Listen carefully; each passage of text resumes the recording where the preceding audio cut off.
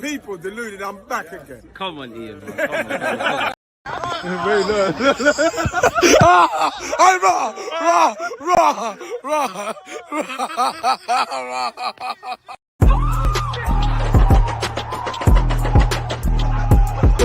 You always just that active and that defending. I think it's like.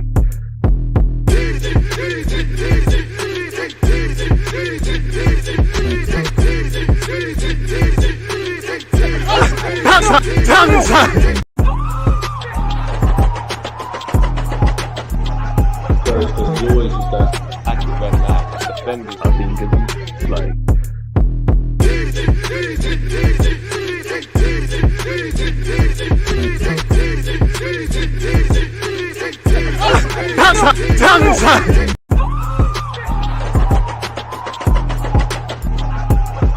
You always just that active and that defending. I think it's like.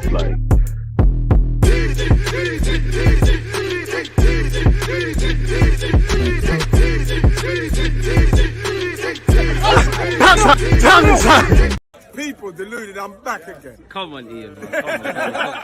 Thank you very much for that, Ian. Right, I can take it from here. People deluded, I'm back again. As usual, good morning, good afternoon, good evening, and in some cases, good night. I hope you're doing well and safe. I hope you and your loved ones' personal lives are filled with good health, and I hope you're having a progressive week. As usual, appreciative of you lot tuned in. Twitch gang, one love. If you're on YouTube, please make sure you're subscribing, turning on your notifications, and smashing the like button, people.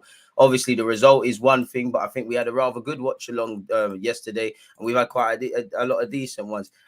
Look at you. Big up, DG, for your lost sight. Listen, this is how I know Arsenal are coming back, because City, we got a game in hand. They moved above us on goal difference. It's all crisis at Arsenal. It's cool. All the pagans are linking up. I'm seeing certain Manchester clubs cheering on City. Is crazy. What are you going to do? Cheer on Liverpool next? It's calm. They whisper. They're in life. They whisper your successes and they shout about your failures. At least City did what you couldn't do. Come Emirates and you get it. You know, tell Rashford come get that chain back. Tell 10 months come get his chain back. Tell Conte. Well, everyone. If you come Emirates and you've been savaged, allow it. Just all I want to know. Just allow it. Allow it. But we'll hold our licks. It's our day. It's calm. Watching the game again. Can't lie, people. The first half an hour, watching it again, I was like, "Oh, we might do something. There might be something in the air in North London. It might not just be the cannabis, really." But that second half, God damn, like we got savaged. We got sliced, diced. We collapsed ourselves. Individual mistakes, not concentrating. And on a serious note, as Arsenal Football Club, you can't play well for half an hour, 20-minute stages. You need to be the better team in 90 minutes. You know. I think it was a tale of two halves. I think even though Man City took the lead against the run of play initially with Tomiyasu, we were better than them in the first half. They crushed us in the second half from the first whistle. It all really changed negatively when the left back, Bernardo Silva experiment ended and he went right wing. We played into their hands. We lost our discipline. We got a lot of frustrations with the referee, and ultimately we weren't good enough. G1, I can't rate you because you United fans run. You run too much. But I understand we can hold our licks. To be fair, if Eddie scored that header, it could have been a different game. It might have been, coulda, woulda, shoulda. You know, if Martinelli's goal counts at Old Trafford, it's a different game. I can only deal with the facts. It didn't happen. It just never happened for us. So we have to hold that L. I do think people are very harsh on Eddie Nketiah. Do I think he's good enough to lead the line for Arsenal? No. Maybe you will be one day, but I think you've done well. I think you fill in well in Jesus' spot. But ultimately, this life and football isn't Disneyland. You know, you need players who are levels, and he's not levels, really. He's a good squad player. He's not levels. Saying that, he's the reason we forget the penalty. It's all come because he's dropped into midfield, taking it off Ake. He's played a 1-2 with Zinchenko. They've lost it. Xhaka's won it, clipped over the top. There's been a pen. Eddie Nketiah had a couple of chances. For me, the header where it's hit his shoulder, got to do a lot better with that. There was one early, literally maybe the first 10 minutes into the game. He took a shot and it was blocked. It was blocked by Ruben Diaz. But for me, there was, whether Martinelli scores is another thing, but Martinelli was free. My man's just got tunnel vision. He shot. Diaz has emphatically blocked it. It is what it is. But even saying that, we didn't take the half chances we had, even Tomiyasu with his left peg. But even though Saka scored a pen, There was an incident where we got into their box. Saka's going left, he's going right. I don't know if the ghost of Pepe infected him in that moment, but he didn't shoot. You have to win these fine margins. You can't be. You have to play better than them for 90 minutes. You have to take your opportunities, and you cannot give them mistakes. And again, these are a problem for us. Even with our winning run, these mistakes have been there. You know, we need to get out of it. You know, they were there definitely against Leicester, Man United, home and away, definitely there. Liverpool, when they scored, it was definitely there. Aston Villa and Fulham, whether it's individual mistakes, getting caught in possession, not losing focus, going through negative spells. If we want to be like City one day, like everyone, this is the territory you have to get out of. Where do you see Arsenal finish this season? I haven't seen the league table, so I don't know. I really hope that it's in, whether it's first, ideally, second, great, third, cool, fourth, all right. But you need to be in the Champions League, innit? Really, especially if you've been in a Champions League place allegedly since August. If that doesn't happen, there's question marks, people, really and truly. Blind passes galore. You know, Gabriel and Tomiyasu are the fool guys, and they made the mistakes. But Zinchenko had many. Xhaka had a couple. There was a lot of them happening. We're second. I never knew that. Crazy. I didn't know that. Looks like the case to get top 4 from August is well on way. I didn't know Arsenal was second. That's great, man. What's the goal difference then? Too many individual errors in this game versus City, and Man City also took their chances in front of goal. We have to be clinical in front of goal. We have to learn to win the fine margins. Again, you know, peace. And this is the thing, Arsenal fans, you know, I don't know the word, but it's how they cope. Some people are overly positive. Some people are overly negative. And it's in the middle there, really and truly. Like, there's a lot of positives from the game, but the negatives outweigh. And ultimately, like in life, it's about winning or losing. We've lost. There's nothing else that you can say. We lost the game, really, if I'm honest, man. I don't know who that coach is. That's great for him and their problem. Credit to what he's doing at his club, but only support Arsenal. I don't care who's doing well or not, man. That's a cool story, bro. Frame that on your wall. We've already seen that. City messed up. And that's the difference between Pep Guardiola and Mikel Arteta. That's the master against the apprentice. I do think there's been times where Arteta's made changes this season for all the criticism around his in-game management, and they've worked. I also feel sometimes he's been reluctant, and it's more a case on Xhaka and Gabriel for the last goal, in my opinion. But Trossard's come on, lost the ball. They've won and scored the third.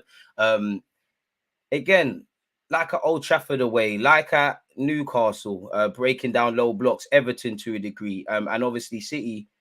This is a byproduct of doing things or not doing things in the transfer market. You know, this squad is contingent on Partey staying fit. If Partey's not fit, it's down the toilet. We're relying on these young players to keep performing, and they've played out of their skin. Actually, more experienced players as well. So naturally, they're going to have a dip. And a lot of these players are a lot more limited than people want to make out. So you live or die by this. You know, we signed up for this when we did or didn't do things in the summer or in January, whether that's the midfield options, whether that's the striking options, whether that's what we're doing in defence. So I don't really have sympathy for anyone that isn't a fan of Arsenal per se. You know, the tactical front, we had to sit there in August and say, if this happened, that happened. Of course, injuries are going to affect everyone, but we can't move like injuries are isolated to Arsenal. You know, as much as Jesus is durable, if he gets injured, and then, you know, whether it's low blocks or a game like City, we need him for that. You know, if Partey isn't there, and especially if El Nene is not there, we're down the toilet. Credit to Jorginho, because I'm not even really talking about him. He got his opportunity and he took it yesterday. Whether he carries on like that is another thing. Did think he was quite easily bypassed watching the game again, but on the ball, did well, you know, did well defensively at times, saved the shot off the line, and did a lot more than a lot of players. You know, I think Zinchenko lost it in the second half. You know, I think Zinchenko, I think Saliba, Zinchenko, and Jorginho, the ones I'm like, all right, cool. Saka's another game, another top 6 goal, so we can scumbag it. Want to see a bit more from Martinelli. Eddie worked a lot better than giving credit. Not much joy there. Gabriel had a good game, but let himself down. Tomiyasu, I don't think was terrible, but ultimately you've played a blind pass. Ramsdale, it is what it is. You're part of it.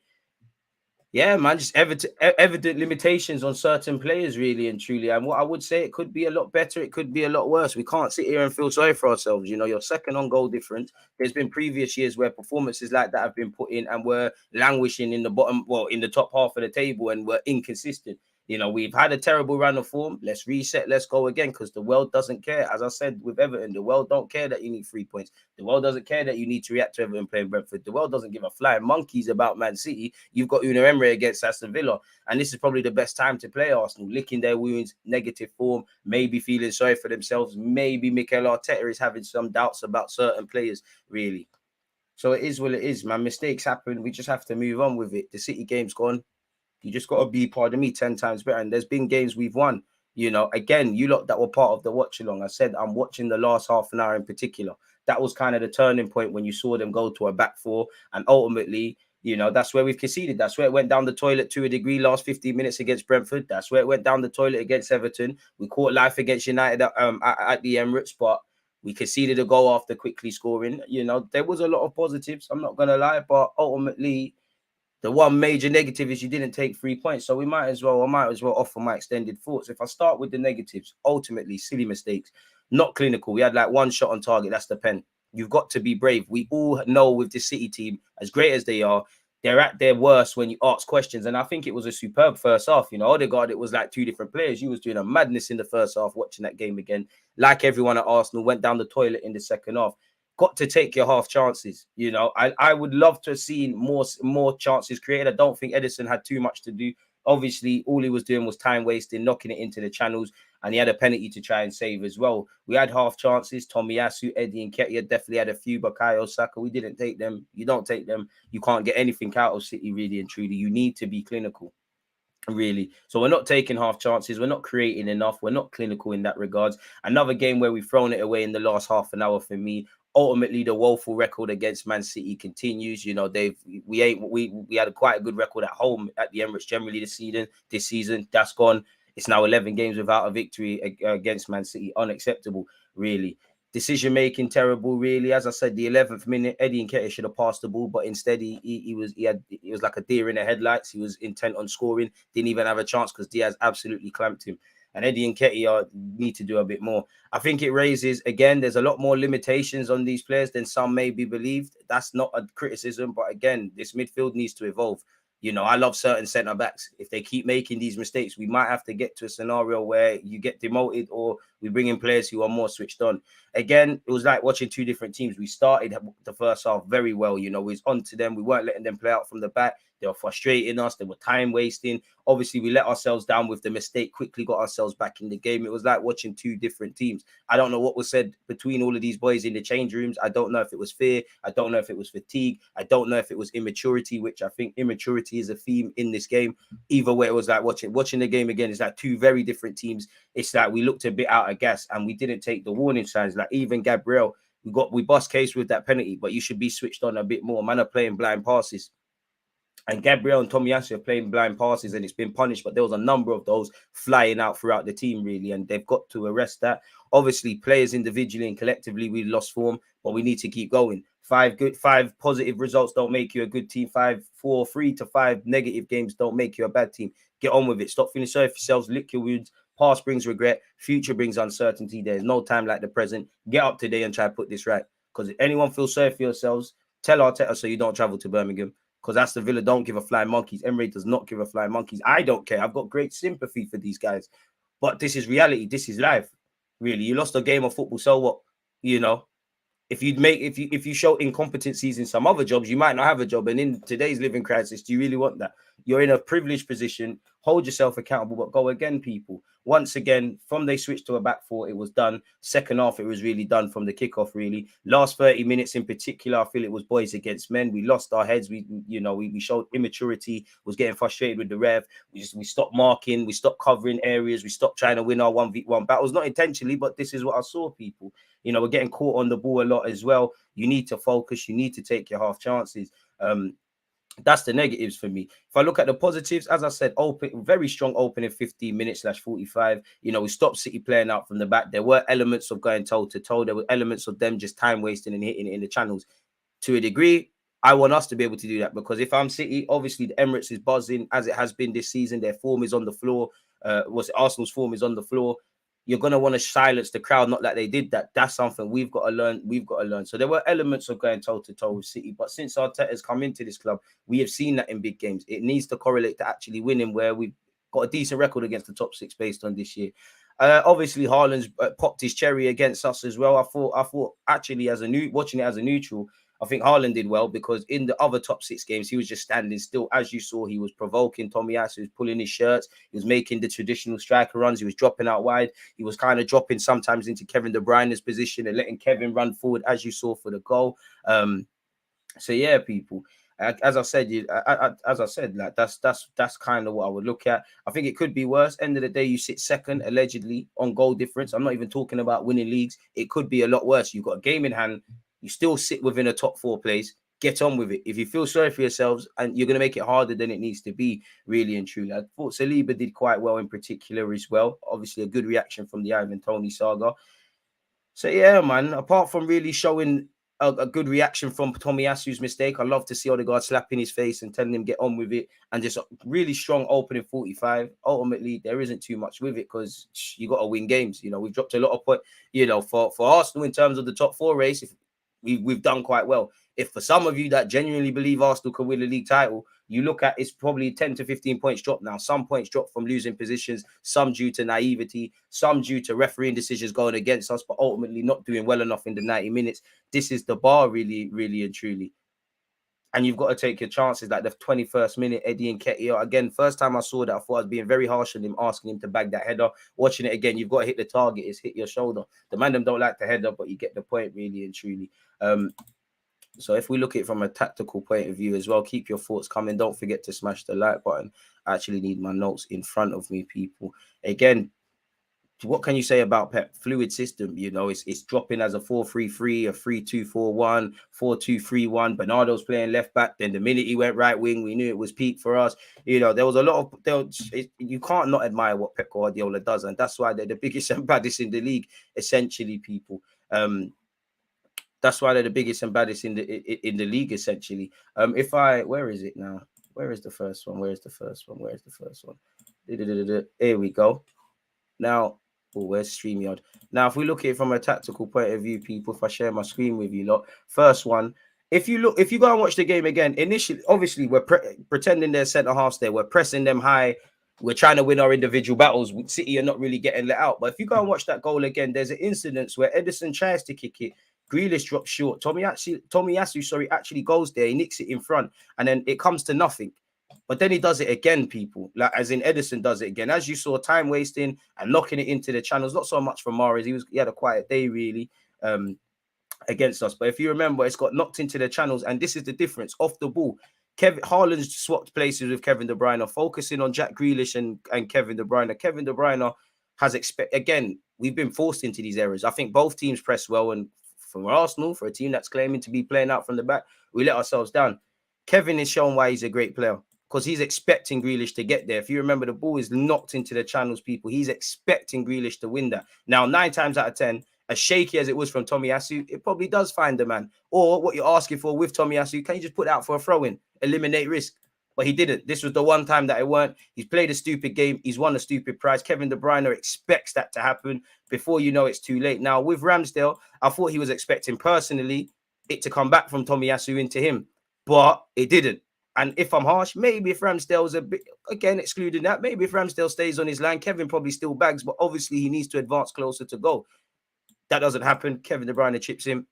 Kevin De Bruyne does Kevin De Bruyne things. It's 1-0 City. As I said, I did like the way we reacted to that. I love to see Odegaard slap Tomiyasu in the face. Don't feel sorry for yourself. Let's go. That was an L, though, because it was unprovoked. As great as City are, I can't lie, the last 2 goals, it was wavy watching it again. But we've given it to them. We've given it to them. And for me, a lot of people have criticized Eddie Nketiah. Myself, again, needs to take chances. Don't think he's good enough to lead the line. You know, again, I've got past the stage now of demanding. Obviously, I demand a lot more from players, but the squad we have is a byproduct of Mikel Arteta and Edu for a couple of years now, / the 2 windows, bringing in players or not bringing in players or not overspending. So we signed up for this. You know, I don't want to hear about Partey's injury, about Jesus, about El Nene and these things. And obviously, we need them. Injuries are not luxuries only afforded to Arsenal. We've relied on a lot of players' form, and they've done well. Whether they're experienced or young, they have dropped. We're going to need to upgrade in several areas, or it's a fallacy. It's Disneyland Channel if you think certain men are going to be able to do what we want to do, people. But one thing I'll give Eddie, for people talking about him not working, again, focusing on Eddie, we're actually pressing quite well. But if you remember, generally, there's other players involved. We're pressing quite well. If you remember, Ake's played a dodgy pass, really and truly. He's played an absolute dodgy pass. Eddie Nketiah's won it back. Him and Zinchenko have tried to play a little 1-2. It's died at that moment. Rodri's been caught by Xhaka. Eddie Nketiah's made the run off the ball. Xhaka's clipped it in behind.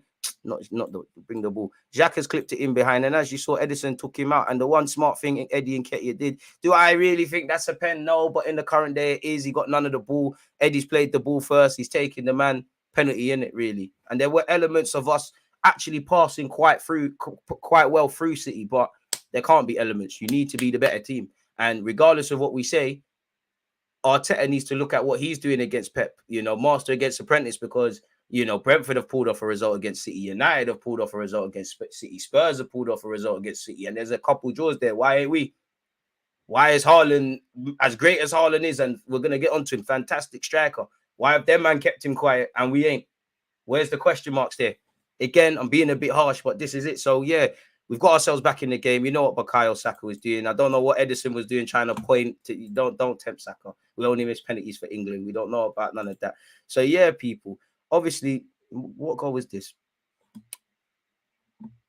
I think this is Gabriel's, I actually think this is Gabriel. So, yeah, we're caught now. Gabriel, we're caught in a mad Or is this Grealish's? No. Yeah, that's Haaland's. That's Grealish's. Where's the notes? I think I can do this by memory anyways. So that's Eddie's. That's their build-up play. We'll get onto that in a sec. That's just focusing on Haaland. That's Kevin. Let's close that. Sorry, folks. Having to re-jog my memory. But yeah, if we look at the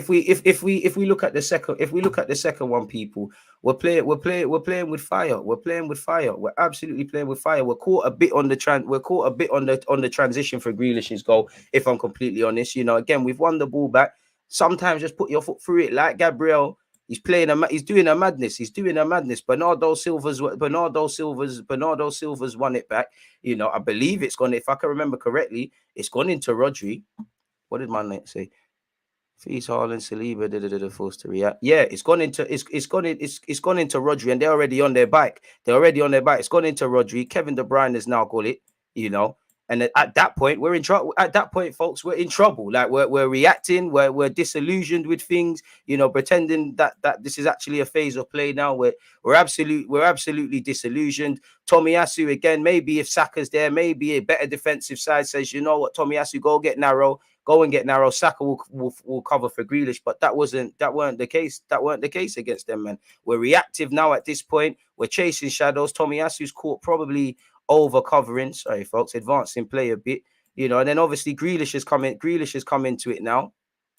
Grealish has come into it. Initially, I did think Ramsdale could have done better, if I'm honest with you, when I saw it first time. But then if you look at it, maybe Tomiyasu could be a bit braver. He's half turned and it's taken a slight deflection. I think that's shagged Ramsdale and ultimately it's gone in. But again, on the transition against the phase of play, an unnecessary goal to concede. Once again, yes, it's Man City. But if you look at it, the two goals at Man United, Man United at the Emirates, the goals we conceded at Old Trafford, where you could, just before Anthony scored, they had an identical move and we didn't take heed of it. Leicester at home, Fulham, West Ham, Aston Villa, Brighton even. These silly lapses in concentration have been here all season. And yes, we've improved as a team greatly. But for some of you, if you're looking at title contenders and that, it's a whole different ball game. And you can't afford to do that, really and truly. Again, we're caught on the transition. Xhaka's giving it to Gabriel. Trossard's just come on at this point. Xhaka's giving it to Gabriel. Gabriel's tried to hit it in the channel. Kyle Walker's picked his pocket. Bernardo's found Rodri. Bernardo's found Rodri. Again, ultimately, City players have just played football at this point. We're reactive at this point as well. And this was something I saw against Liverpool when they scored.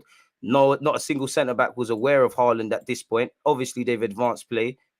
And eventually, skipping through and cheating, it's ended up in the back of the net. Follow your runners. Don't get caught on the transition. Football's a simple game. We played with fire. We got burnt, people. We can't complain about nothing.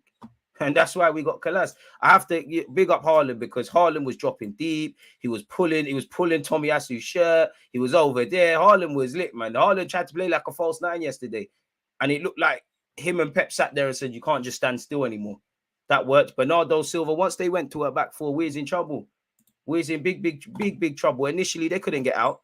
In the first half, bro, Edison's just banging it along. Rodri's getting caught. Bernardo is playing like a left back, but in transition, he's going in midfield. Again, you were seeing Kevin De Bruyne, apart from his goal, and Gundogan dropping very deep. Grealish was kind of holding his width, to be fair. Haaland was working. and whatnot. Mahrez was probably their poorest player, if I was, in my opinion. We was pressing them high. We was winning that battle. But once they switched to a 4 and did Akanji come on? I think Akanji came on for Mahrez and Ake went left back. We was in trouble, people. Big trouble. So it is what it is, man. There are some positives to take. Ultimately, just didn't do the business, really and truly. We just did not do the business. Shout to Gabriel nonetheless for making 100 appearances for this football club. Saka has scored all 4 of his penalties for Arsenal in the Premier League. Obviously, shout out Jack Grealish because he's improved a lot defensively. I don't think Southgate's excuse can run anymore. He's been involved in his last 4 goal involvements for City have all come against big 6 sides. An assist against Chelsea, a goal and assist against Arsenal, and a goal against Man United. Haaland done a madness. He's got 26 goals. He had 34 touches, won 4 of his duels, 2 shots on target, 3 shots in total, got a goal for his problems, and won all his tackles. Absolute rattler he is. Kevin De Bruyne, an elite talent. No shame in losing to these boys, but there's shame in how we played.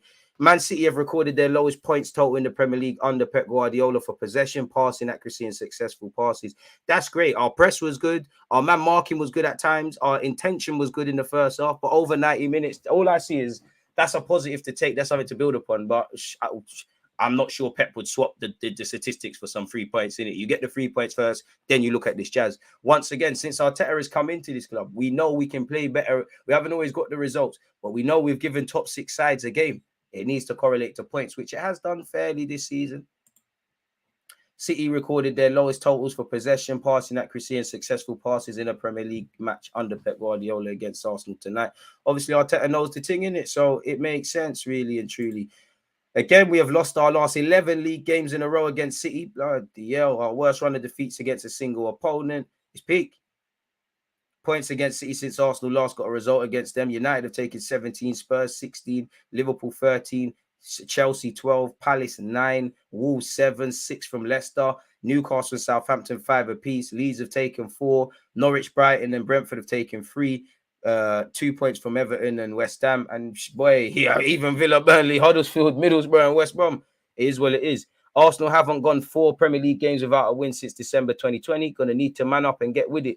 We had just 1 shot on target and just 3 shots in the second half. You don't defend your box well enough. You don't show enough quality in their final third. You don't win games of football. Football is played in the middle, and I'd say it was a tie, regardless of the statistics we looked at. I think they bullied us in the second half. I think we was positive in the first, but they defended better than us. They showed more quality. Yes, they've got Haaland, De Bruyne, Grealish, clearly players that walk into our team, but man, I have to take your chances. Arsenal have dropped twice as many points in their last 6 Premier League games, 10 than they did in the previous 17. We've been, it was always going to happen. If it rains, there's going to be sun. If it's sunny, then there's going to be a drought at times, isn't it? Players have been playing out of their skin. There was going to be this. Now, the players have to decide, is this going to be the moment they look back in May and say, whoa, this is where Arsenal buckled it? Or is this going to say where characters are made? Whether you're going to get top 4 beyond that. No one can feel sorry for themselves. Anyone who feels sorry for themselves, come out of the club. Arsenal have kept just 2 clean sheets in their last 16 Premier League home games. But when I say we're an improved defensive side, not necessarily a good one, they say I'm negative. Because when we win, nobody cares to look at the facts. 4 games without a win, it's a slump. Get on with it, people. Really. And that's our second penalty this season. VAR, help us out, man. Kevin De Bruyne loves it against us. And again, the time wasting, the dark arts from City, there's things we could learn from. There was something yesterday. Even before the game, we kept just 2 clean sheets in our last 15. Crazy. Well, at least we didn't concede from a dead ball situation. Pep said, now we are top of the league, but they have 1 game in hand. It's a long road. There are plenty more games to play. Coming here and winning against that team. Second half, we were much better. The second half was excellent. Still, they have 1 game left, so I consider they are top of the league. Elite mind games.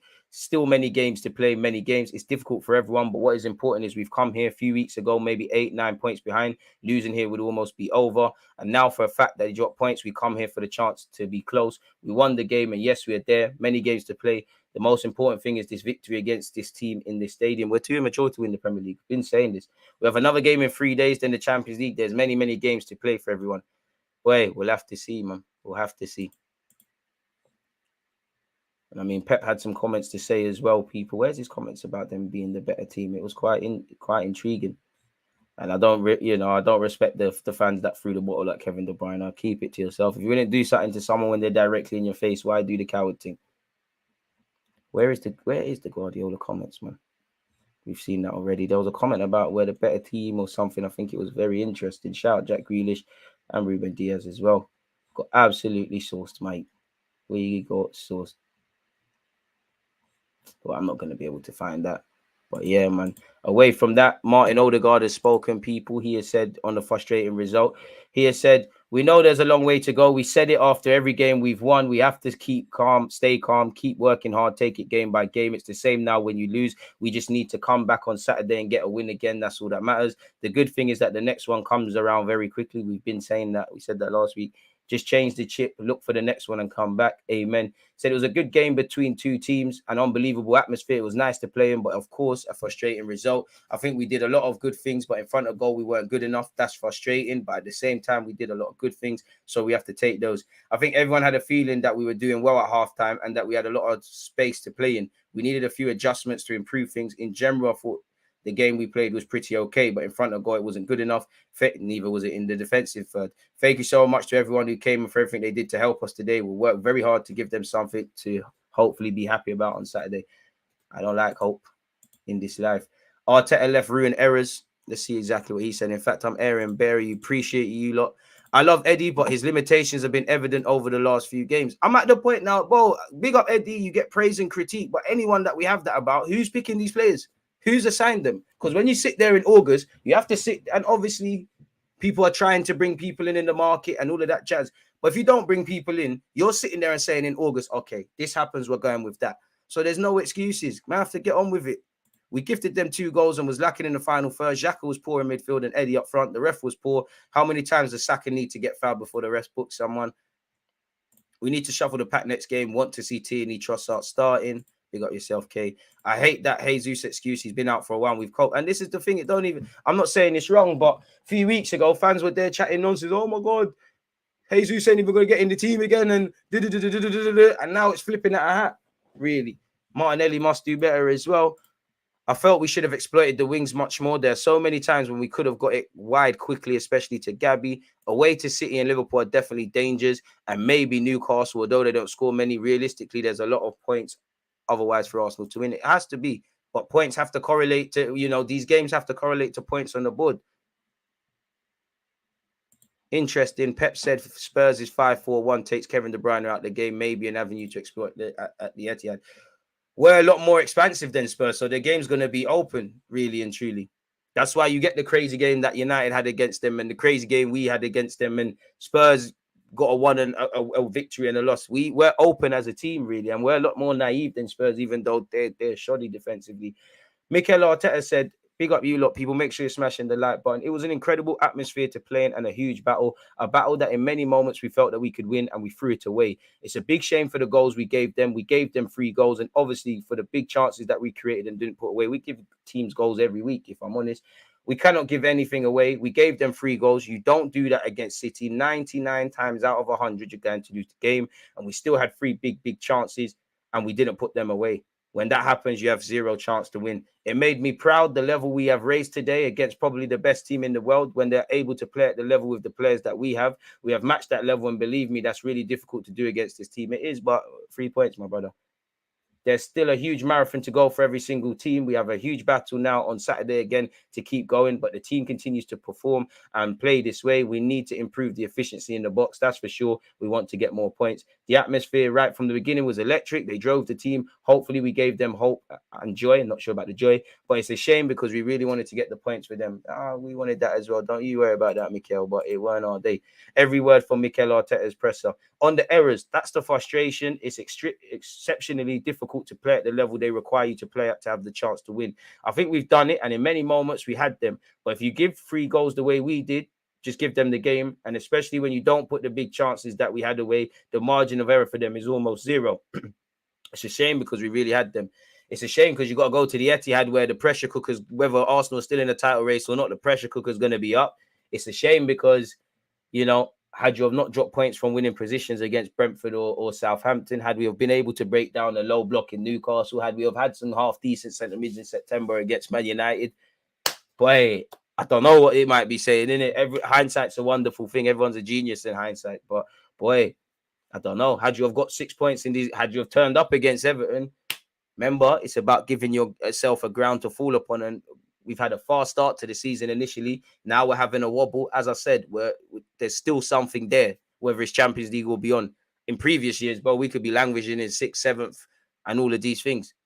So let's move forward. On how we keep the morale high in the squad, of course, it's going to be hit. But if you won 5 games in a row, and obviously it's going to be a lot more, I don't want people to believe anything. Anyone whose head's dropped needs to leave the football club. What do you think is going to happen? If we aspire to be the team we need to be, you think City don't go through moments of losing their confidence? But they know this thing. This is what we need to get to. Anyone who's dropped their heads, leave the club.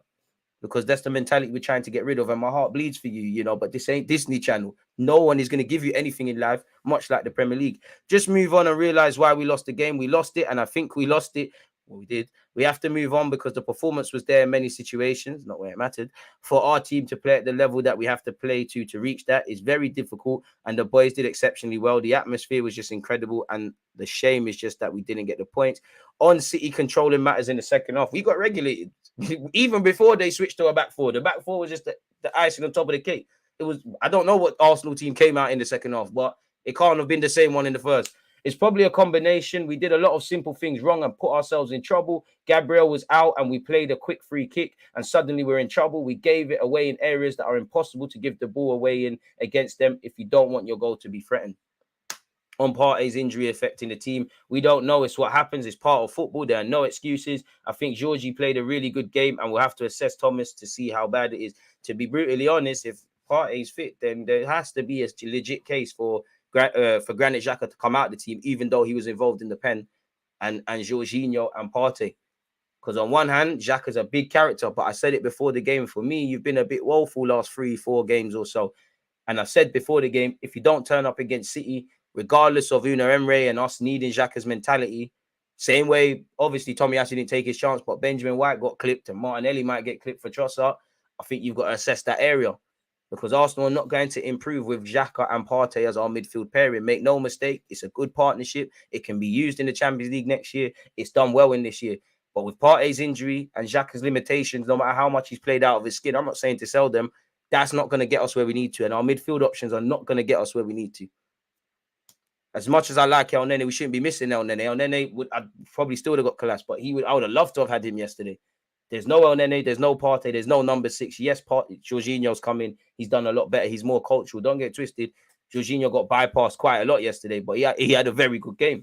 And that's him. We know that. We see that at Chelsea. Whenever we used to play Chelsea with Jorginho, we used to make Lacazette stand on Jorginho or whoever. The game's won, innit? Anyways, he said it on Partey very late, very, very late. I mean, if Partey's there, if Jesus there, it might be a different story, but, you know, they're not there, innit? When errors happen as part of the risk we take, the risk and reward is understanding what we have to do. We didn't understand well what we had to do, especially in the second half when they changed their formation and went in a different shape. But we came out there a lot of times and created big problems for them. So it's always that balance. And for me, I think we can, for me, just as an Arsenal fan, I think if, like we played City on Wednesday, I think we can plan in the days before to play them. I think we can execute a game plan. But whether it's us finding problems or them changing things, I always feel when there's a spanner thrown in the works or a dynamic's been shifted, we struggle to adapt. And as I said, second half, honestly, before they switched, the tide was turning. Back four was just an icing on top of the cake, and we didn't react to it on top of just collapsing ourselves. Mistakes happen. But, you know, if I look at Gabriel, you've bust case for the penalty, which I think wasn't a pen. So you should be switched on more. I don't know what you're trying to see there. Tomiyasu, you're normally the most switched on, still my guy, but you have to hold your licks. What are you doing? And even them, they've been punished for it. Zinchenko tried to do some dribbling nonsense in the second half and we bust case. There was a couple of occasions from a couple of players losing the ball cheaply. Even against Brentford and slightly Everton, really. That's been there. A lot of what we saw against City has been there all season, even when we've won games. I promise you, if you go and watch Brighton away and Leicester at home this season, Leicester where Jesus scored a lovely goal, I promise you if you go watch them 90 minutes, Man United at home as well and away, promise if you watch any of these 4 games, all of them, you'll see identical errors. But anyways, it's, you know, we didn't cope. On if Ederson should have got a second yellow, I don't know. I haven't seen it back. The action is gone and there's nothing we can do. I would have loved it. On if the lack of squad rotation in recent weeks cost us in the second half, potentially, but I don't really think that's necessarily the reason. On City's experience deciding the game, yeah, because they weren't doing the dumb stuff we was, you know. Yeah, Rodri got caught, Ake got caught, you know, but they weren't doing the stupid things there. I don't know if it's experience or bad luck. I don't believe in luck. I've never seen Tomiyasu make that bad back pass in 7 years, and he did today. So did he feel the pressure? It's part of it, and obviously they have the quality to punish you. On how Tomiyasu is after the match, all the players are feeling down, especially because they knew that we could do much better to get a very different result, and we just gave them the game. Brother, Tomiyasu, you're still my guy. You made a mistake, you hold your licks. But when you was turning up against Liverpool and Mo Salah, no one said anything.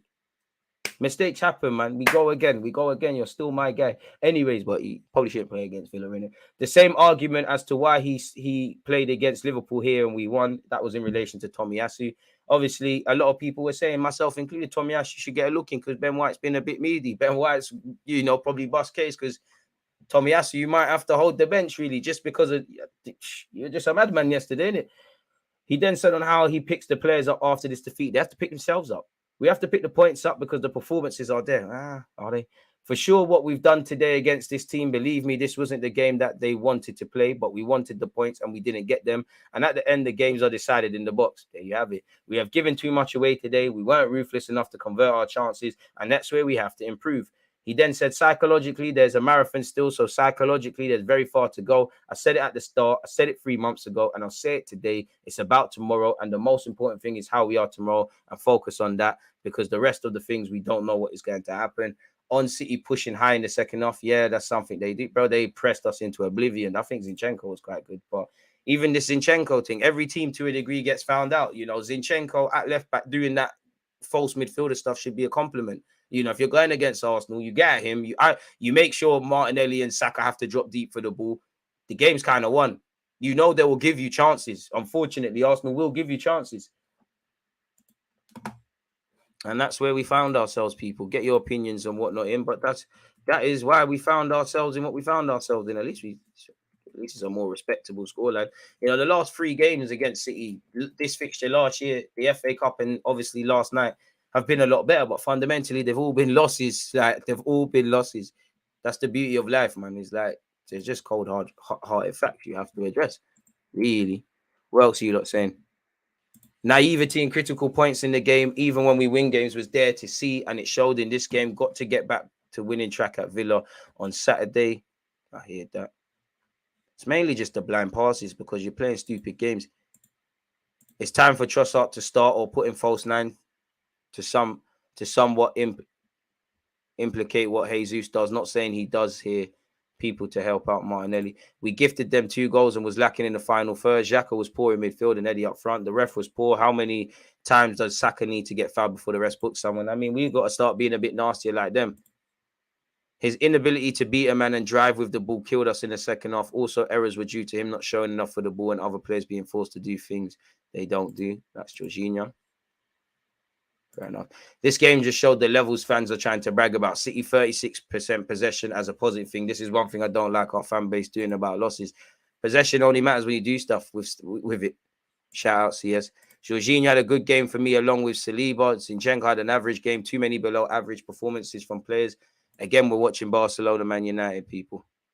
What's up, DG? Don't like the slander that Tomiyasu and Tierney get just because they aren't part of the first team. I still believe they're the best in their position, regardless of performances this season. Tierney weren't even involved. I mean, Haaland needs to stop doing that boyfriend thing with Tomiyasu. Blind passes, man. I still trust Tomiyasu defensively. He rarely makes those mistakes. We move on. Afternoon, South London's finest. 11 L's against City is ugly, man. Ugly. I don't know about the clip, but you got to be honest in this life, man. And the one thing that jars me is, I'm not saying I know everything or anything, but I think fans, specifically Arsenal fans, too emotional, because if you go through some of my reactions, people are like, oh, you're so negative. No, look at the game without emotions. I'm happy when we won. Had we have sneaked a victory there, it would have been cool, but you need to look at the performances over 90 minutes. And for me, a lot of what I saw against City for the goals conceded, I've seen all season, as great as we've been. Clearly, we need to reset. We're not as consistent defensively as we have been. Silva and Walker both on yellow cards. Not once did our wingers take them on in the second half. Our passes in the final third kept falling apart. Shout out K in the cut. The pressure got to them, shows the experience. If we get to these situations next season in terms of a title race, might be able to handle it. I don't know, because Liverpool are going to try and rebuild. United are doing a thing. We're doing a thing as well. Chelsea will get it right. City, and they're probably going to have a little transition where they're getting rid of some players. It's only the competition is only going to get tougher. Part of me feels if you don't do this thing now, you're never going to do it. If I'm honest, I'm happy with how the team played in general. Obviously, there was a slip up, but in general, we played well, in my honest opinion. I feel we should have played Leandro Trossard over Gabby Martinelli and used Martinelli as a sub. We need Gabriel Jesus back in this team. I don't want to scapegoat Eddie, but his game is more selfish than Jesus, and the team is suffering because of it. What do you think? I just don't think Eddie's good enough to lead the line consistently. He has had a great purple patch, a very good squad player. One day he might be, but I've said it before. It's unfair on Eddie Nketiah to expect him to deliver, or in his part, deliver this top 4 challenge or the league. He's not. You're not a driller. Like slightly, Jesus saying either, but you're not a driller. You've never did it. Like. So when I see Eddie playing, when I see Lokonga at Old Trafford, when I see certain things because of injuries, we signed up for this in August. We signed up for this in the end of January. Why are not doing things? Shout out G1, as the man said, hit the like button. I think Arsenal has been found out for being too predictable. We played well in the first half, and to be honest, should have been 2-1 up or 2-0. That mistake was Bandulu, but irrelevant. We moved Tomiyasu, got better in the game. We do need Jesus back, but... it's always the one that isn't involved. That's the golden one, isn't it? Like, man, I've been there and we've done shaky things. Partey's been there and we've done shaky things. Jesus played against United away, so I do agree, but injuries happen, and some Arsenal fans cry about depth, and now they see why. When players lose form, when people are injured, where you need... No one likes eating the same meal. You have to be able to chop and change and do little things. Like, we're not City, but they play this inverted stuff and these bookie fullbacks and these 3 at the backs, and then they switched it up. We need to be able to switch it up sometimes. It's not a one and done. Bearman were lucky to stay on the pitch, but that's the dark arts. Remember the Invincibles? They were, pardon my language, bastards. You've got to be bastards in this life. Nice guys finish last. I want to see us pulling shirts, provoking the ref, or mind you, City are circling the ref. We'll probably get fined for that. We need to be a lot nastier as a team. We're a bit too honest. Even Bukayo Saka, if I'm honest, I like it, but he's becoming a villain. He's starting to shout at the linesman and that. Learn how to take a tumble, man. Bobby Perez was doing it all the time. You've got to learn how to do that. Pep smells blood. I've been saying this. I think it was disrespectful when you push Arteta like some kid. Who are you? I mean, come on now. Come on. Like, Arteta's being a dickhead. Like, big up my gaffer, but he's being a dickhead. We all do that, innit? He's kicking the ball. Kevin's going to push him, innit? Like, they probably had a little laugh about it after the game, man. This is football, bro. Like, if to be fair, if Arteta didn't want to get pushed, leave the ball. Villa Arsenal predictions, boy, ask me in a couple of days, because right now it might be 2-1 Villa right now, man.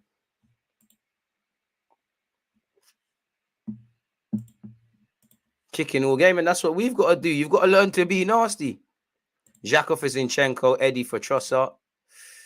Yeah, also, I mean, Eddie Nketiah looks a bit spent, but sorry, people. I don't know why 2 videos are playing at the same time, but I don't know, man. I don't know. I really don't know. I'm not convinced with anyone up front, really and truly. That's not Gabriel Jesus. To be fair, Trossard is a lot more mature than Martinelli. Martinelli probably needs to come out of the team for now. Smash the like button if you haven't already, folks. Lovely opinions and talking points. Jorginho 20 was impressive yesterday. He was trying to orchestrate, had some good passes and interceptions, but you can see there's not a flow in the build-up. Trossard for Xhaka is a good start. No. What? Trossard in the midfield, in the 8? I back him to be able to do it, but no. Nah, I can't. Trossard must start every game. I don't know for these hot takes. I would like to see Zinchenko in midfield. Do you think we are on the start of a losing streak? We're in a losing streak. We need to get out of it. DG been saying that for years. Club needs to listen to these streams. Hey, man, I appreciate that. I'm just a humble guy in North London with an opinion, man. City have lost more games than us. Hell, just before the World Cup, they lost to Brentford and people are screaming they'll pick up a run. Now it's our turn to respond. You said it there, the last sentence. Bro, you've been preaching about this midfield forever, and to this day, I still wonder why Onene is here. I don't even care about it. He's calm to sit on the bench. He's been needed to cut. And I love El Nene, and it's not even a disrespect to him, but the very fact that I'm screaming for El Nene tells you everything, Midfield has been needed to be addressed. And they've tried, but Mikel Arteta, sorry, and Edu, you were midfielders. Edu, you was a squad player in the Invincible, so you know the importance of depth. We tried only go so far. Trying to tap up Douglas Luiz on the last day of the window only goes so far. Rattling Moses Caicedo a couple of days before the end of the window only goes so far. Big up you for bringing in Trossard and Jorginho, but has the depth in midfield really improved, as we said? Really? You've now got Xhaka losing his form, Partey and Nene injured, Jorginho. We hope he's laying down a marker.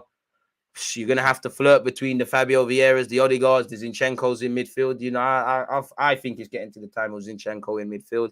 Maybe Tomiyasu left back away from home against Aston Villa, but on the performances against City, probably time for Tini. I don't think if Partey's not there, Xhaka will start. I don't think you're going to see something like Zinchenko and Jorginho. I wouldn't mind it.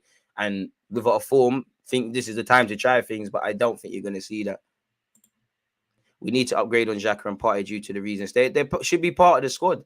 You know, you could argue, again, we're not City. For evident reasons, we're not City. But do they have a strongest midfield? Yeah, there's a couple of players that will always be in the team. Kevin De Bruyne or Haaland, even though you've seen Haaland hold bench. And Kevin's actually responded very well to being dropped against Spurs. It's not just a one-man thing. There's been Grealish. He's having a great season. He's made himself one of the first names on the team sheet. Bernardo Silva did that once upon a time and has got back to that. Gundogan's done that. And there's also times they're not Foden's on the bench, but he's done that. I like the partnership of Xhaka and Partey. It can't be here forever. Like, I don't think that can take us out the hood. They've done well. They've got a lot of wealth of experience. I'm not saying to sell either one, but we need different options. And I think whether you look at Brentford, the ability to cut down a low block, if you look at matching the physicality, Everton away, if you look at the evidence stuff we've been discussing against City, it's highlighted midfielders. But for me, I've made peace with it because the market's not here. Like, Edu needs to be calling people and getting that done for next season. This is, apologies, people. This is what we've got. This is what we have to work with. I don't care who is injured at this moment. I don't care what we could have done in the market. This is what we needed to do. These men made their beds lying it because worst case scenario, you sat there and said this squad is good enough to do certain things. And for the large part, it has. Respond. A change to our system will mean some of the players doing things above their level, which maybe is why Arteta is reluctant to switch it up. I don't think he should make mass changes, if I'm honest. I don't think there should be mass changes. Big up DG. Eddie is not the problem. The problem is the lack of strikers options, which I've previously stated. Amen. Also burnt out due to this new pressure faced, but it's not over, just improbable in my opinion. Big up DG. How was it? Jesus hardly completed 90 minutes, yet Eddie is expected to play every minute of every game now. Reality check needed, maybe because there was no one else. Eddie's gone from being a peripheral figure to a squad player, but that's all it is, you know, and there's nothing wrong with that. I think Arsenal, sometimes we blur the lines. Guys that are squad players, we try and make them first team regulars and these sort of things, and there's nothing wrong with just being a sideman. That second half showed why, that second half City showed why they're champions. They were poor, but they know how to win. Like you said, they know how to win. You need to get the results. Bring back Balogun. Could bring him back, and he'd be decent on the bench right now with the form he's in, but for me, I don't know who you get. Go and get a striker with different, you know, skill sets, man. You can't get Haaland, but this is the skill set of Haaland. He's strong. He can, you know, his hold-up play is not the best for a big man, but he's got a hold-up play. If we had a Haaland type or a Giroud type, where we could, especially at times where we're under the cosh, we can just knock it into their chest. They win us some fouls. They get further up the pitch. Evidently, you know, when we get to the final third, it's very cute. It's very precise. Can we be a bit more direct? And obviously, someone in the air presents that because teams are reading this, you know. Yeah, we can score, we can defo score, we can defo match you, we can defo move it from back to front very quick. But we know if you set up decently defensively, we might have some half chances, but we don't really bang on the door consistently. It's very cute, it's very precise. You know if you kind of mitigate against that, you lock down our wingers, you kind of capitalize on that high line, or the fact that as good as we might be based on how we was last year, there is mistakes in this. Teams are going to read this. You know, you kind of lock down Zinchenko and Granit Xhaka and Odegaard. You've killed any build-up play we had. Jorginho played really well. So much unnecessary stick for him post-match. An elite striker puts at least 2 of Eddie's chances away. That's what we're missing. January window was huge for you guys to get your main target. Bro, everybody doesn't get their main target. So I hear that, and I'm with you with that. But get other targets. DG thoughts on maybe Partey becoming a squad player next season. Think it's time. In an ideal world, you want options in it. Like, whoever's playing well is a regular. Whoever's a squad player becomes a squad player. It's just naive to expect both of them to be able to do it. And again, I'm not saying because of their age, it means we need to get rid of them and all these things. But there's kind of long-termism where the final third and the defensive third is concerned. There's a lot of question marks. Jorginho's not going to be here forever. Granit and Partey aren't. Lokonga, we don't know. Well, when he was in an Arsenal shirt, he was meaty. Don't know what he's doing at Palace. There's too many questions. El Nene's injured. We know he's a sideman. Probably should be moving that on with... I wouldn't move him on next season unless an offer comes, but after the 2023-24 season, that needs to be nipped in the bud. I do think Odegaard one day will play in that Xhaka role. You have got Fabio Vieira who needs to eat some hard food before we can consider him playing. But Eddie is fine and has done a great job. He just wasn't in the right position to score the header, and the header was misdirected. That's kind of what you paid to do, right? We didn't improve the midfield. Does the chat not realize if Trossard starts, Zinchenko will get ripped? The Flying Scotsman has to come in if you want Trossard starting. Do you think we're going to win the league? Define winning the league. You know, the bet that as I said, I don't check the league table. In many ways, you know, winning the league could be just winning a game or just being better than you was yesterday or just aspiring to have what you didn't have last year. I don't know. I can't answer that question. I don't know what it means, man. You'd have to ask someone more qualified. I don't check the league table. Haven't checked since August. Don't know anything. At least you have strikers unlike your neighbours, boy. Tierney needs to start at left back. But again, Tomiyasu, maybe because he's not playing, your mind's not thinking as sharp as it could. How rusty is Tierney? And to be fair, the last time he bucked City, if I can remember correctly, Tierney was a myth, man.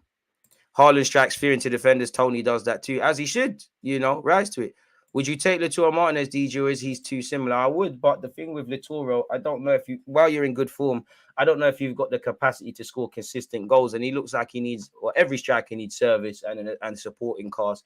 But he's never, you know, and I used to have him down as a goal scorer, but then I looked at it. He's not really, he's more of a supporting act. Like, weren't his best time in Italy when he was in like a 2 up front under Conte with Litoro. I would have him. Better than Eddie Nketiah, respectfully, but yeah. We do lack physicality, even with Granit. We lack physicality. I mean, Wenger, I know Wenger's had a lot of off time in working for FIFA and that. Wenger, I know you've got someone. I know you've got someone in some remote part of this world that's ready to play for us, man. Arteta, don't be too proud to ask for help, man. Edu, in fact, better yet, Edu, don't be too proud to ask for help, man. Ask Father Wenger to nice us with something. I know there's a Kante out there. There's something. Been a minute since I've held smoke in the office. Was fun while it lasted. Boy, it's peak. Lokonga's still on the bench for Palace. There you have it. Today, I'm sad. Don't be sad. The past brings regret. The future brings uncertainty. There's no time like the present. And as I always say, while it kills me to lose football matches and it is a bit deflating, you got to be honest, you know. If Arsenal losing or any team you lot support, if your team losing is the thing that's making you upset, where there's plenty of reasons to be upset, there's plenty of pressures in this life, it's a privilege, man. Man, we cannot win the league with Nketiah up front. The problem is the head of the club who tells top 4 is the goal since we were 18 weeks on top. The league is the goal. Well, hey, then this is where Edu and Arteta, they were going to live or die by the decisions they made or did not make. Thing with Martinelli is that the guy plays with his head down and runs into players. I get that's his style, but he needs to look up. Also, it doesn't help when the fullback doesn't overlap to take a player away from Martinelli. But if this is an instruction from Arteta about Zinchenko, then Martinelli either needs to link with Odegaard or expand the game. Big up DG. We said in the summer in Jan that Jesus and Partey needed to have quality backups. In the biggest game of the season, they were both missing with only one striker and one CDM. As I said, you got to live or die by these decisions. They've got to live or die by these decisions, bro. Like, they've made their bed. They've got to lie in it. It's as simple as that, really. When your club's goal is just to enter the Champions League, that's where the standards will always be. I hear it. I do think the club are thinking about a league title and things, but, you know, they probably see this overperformance as we should be in line with our schedule and all of these sort of things. And it's just incompetence. Like, I'll give Edu the luxury. I'm not in the boardroom. I don't know what you've tried to do. Clearly, you're trying. But trying's not necessarily good enough. If you lot try at your... And again, he's our sporting director now. If you lot try at your jobs and it's not necessarily good, you're going to get sacked, aren't you? And, you know, your kids are not going to eat. I'm not saying Edu should get sacked. I'm just saying people, you know, when we do good things, everybody gets praised. When people do shaky things, it's a critique. And the worst fear for me is we're going to do this thing we always do where... we show enough to get galvanized by. We see enough potential, but we don't quite address all the areas. We've been here before. We signed Ozil, there's no striker. Sign a striker, there's no centre defensive mid. You sign one good centre back, the others are meaty. You got a decent left back, you got a meaty right back, you got a good right back, you got a meaty left back. You address the defense to a suitable standard. Your goalie's meaty. You have a good goalie. The men in front of him in his back 5 unit are not good. So I think regardless of we're not winning the league. I would love to be wrong. I've been saying we're not winning no league title. We're too mature for that, you know. And again, if we judge it on a team aspiring to be in the Champions League, we've done fucking fantastic. Based on last season, we've improved a lot. For some of you that believe in this league title thing, If you're looking at Arsenal as a league title challenges, the margins for error become smaller. The scrutiny becomes harsher. You do lose games. No one ain't perfect, but you get something against Everton. You get something against City. You don't lose against Brentford, regardless of VAR. You walk away from Southampton with 3 points. You find a way to break down that low block at Newcastle. You definitely don't get bullied physically at Everton. And you don't do these same naiveties. I'm not saying anyone's going out there to make mistakes. But for me, anyways, who watches the game twice and does the reviews, I see it all the time. You know, a mistake made more than once is a choice, if I'm harsh with you lot. And old habits die hard. So there's a lot of building blocks. And maybe one day we'll be able to fight for a title. But if these boys sit there and believe they're winning the title with playing like this, they're killing themselves. Now, when there's every reason to be scared and every reason to not want to stand up to be counted, this is when you need to fight. It's easy for everyone to be confident when Arsenal are winning games, scoring goals and things. Who's going to stand up to be counted now? Because there's not a single player. Well, there probably is some, but in these last 4 or 5 games, I don't think there's a single player that can sit there and say, I've been amazing in all of them. And the only luxury I'll give us is that because of our consistency and our overperformance and us winning games prior to us getting to here, it's all about the flooring. And, you know, even earlier this season, when we lost to United, reacted the next week. When you drew with Newcastle, reacted the next week. There's been no reaction. This wobble was going to happen. City have gone through a wobble and things have changed. It's a marathon, not a sprint. But like we've seen with the points on the board, or better yet, points dropped, as we saw against City, as we saw actually against Everton, actually against Brentford, especially in the last half an hour of these games. And in fact, the whole game, we're our own best friends and worst enemies. DG, please defend the rant slander of Saliba. I don't think you can slander Saliba on yesterday, but Rance is entitled to his opinion. Listen, I'm not here to defend. I love my football club. I love my players, but people can think what they think, bro. Like, it doesn't really matter to me. Like, watch the game again, and we were really good at times, but this isn't a real title. It's not. It's too immature. Couple man are on this thing. Couple man don't look like. Some man look shook. Some man are on it. Some man are half on it. You know, we get emotional. Like when the crowd are making mad noise, we're onto them. It's like we get a bit complacent. Again, the second half, what team came out? Even against United, there was a period where we looked a bit booky in the second half at the Emirates before we patterned it up. We've improved defensively, but these errors don't happen as frequently. Even though we're up there for clean sheets and defensive heading records and goals and all of these things, if you look beyond the stats, we're not there to the potential we could be, and we're not exactly great at that. So hopefully getting into Champions League football can provide a building block to bringing in more suitable players who are more street smart, because I think that's a very overlooked aspect. Smash the like button, people. We've only got 54 likes. That's where you're at. Like, that's where we're at. And we're just going to have to hold it, hug it, and accept it for now, innit? Hold our licks, go again against Aston Villa, because Aston Villa don't give a crap about you losing. Matisse being on my neck about what? Pause as well. His team lost against Dortmund. Again, we're still second. Like, I understand Arsenal dropped and the pagans have been waiting, but what? What can man see?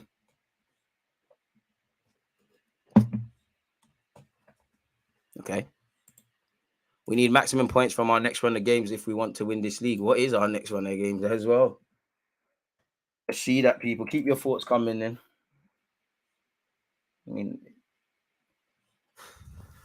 I don't want to look on paper, people. I don't want to do this paper thing, but on paper, people probably say you get something against Everton. I mean, the grounds we don't travel well to, we haven't been traveling well to, really, in it. St Mary's, Old Trafford, Goodison Park, Hope at Anfield and the Etihad, and actually St James's Park. It's a lot better. To be fair, we did win at Spurs, and I won't count Stamford Bridge. We bop there all the time. But we've got Aston Villa away, Leicester away, Everton at home. We have to win all our home games, that's for sure. And to be honest with you, from what's left of February until March now, you need to win every game. There's 6 games, you need to win them all. And then hope for the best. Don't care how you do it. Don't know how you do it. Don't know if you do it, but you need to do it. You've got 3 away games. Pardon me. 3 away games. No one wants to play Fulham away. That's a very difficult game. Leicester away, you saw what they did to Spurs. Villa away is going to be difficult with Unai Emery, but you need to win against Villa. You need to win against Leicester. I want revenge on Everton at the Emirates. And we know Sean Dyche, low block, etc. Bournemouth, I don't care how you do it. That's respectfully. I know anything can happen in football. Unacceptable if you don't take 3 points. Them man need to be back in the Championship, potentially even League One or League Two. They're wasting time in the Premier League. Don't know why they're here. Everyone's stealing a living. Fulham away on the 12th of March is not easy. Crystal Palace at home on the 19th of March is not easy. But if you're serious, you need 6 wins. You need 6 wins. If you lot, for you lot that want this top four, this Premier League thing, you need 6 wins. Because then in April, it don't get nice. You've got Leeds at home. Then you go to Anfield. Then you go to West Ham. Then you welcome Southampton. The 26th of April, you've got Man City away. And then 3 days later, you've got Chelsea at home. Then you've got Newcastle away. Then you've got Brighton at home. Boy, we did the first part well. From August, make it to the end of the year, beginning of the new year. Now we're in the beginning of the year. You need to get to April with a fighting chance. From April to May, don't let up. Don't shoot yourself in the foot. I don't know about that, man. Xhaka had big chances to give good passes and ruined it. Yeah, Xhaka's decision-making as well was woeful in that game as well. Decision-making collectively in the final third was poor. There was a couple of times Granit was poor. Eddie's taking of chances was meaty. I mean, Tomiyasu's a right back and didn't actually play like a right back yesterday based on his competencies, but we didn't take the half chances we had. As you know, goals at any moment can change games. Change it for us at that period. April's a mad thing. Mixing the Europa League games as well. Completely forgot. There you have it. And this is the squad. This is the squad that they bet on. They're gonna have to get it done. I can't lie. The next 10 before City away, all games we should win besides Liverpool away. Shoulda, woulda, coulda. You know, we should have beaten Man United. Should have beaten Southampton. Should have beaten Newcastle based on the 90-minute games. Should have beaten Everton. Should have beaten Brentford. Forget the goal, the VAR thing. That we should have just been waffling about a lack of clean sheets. So I do like the improved grit, the improved determination, in a weird way, defensively and consistency in relation to a team that hasn't been in Champions League for time to this season. But looking at this title race thing, well off it. Too immature, too inconsistent, all of these things. And it kills me to say that. I want to be wrong. Of course, I want to sit here in May and somehow we've done it. But life is not Disneyland. Some of you were relying on Norwich to beat Spurs on the last day of the season. I'm not on that. I don't like to lie to myself. I like to see what's in front of me. And there's a lot of reasons to be optimistic. There's a lot of reasons to be calm. United are only 5 points off, but I never mentioned title race because these players have never proved their worth. I will be on Ransom Matisse's stream. 130 seconds. We need Jesus back, and I don't know why Arteta and Eddie didn't buy a striker in Jan, knowing Gabriel Jesus is injured. Now Eddie is struggling. Anyway, 1 game to go. Then he comes back as we need him ASAP. Where's that info? Is it confirmed?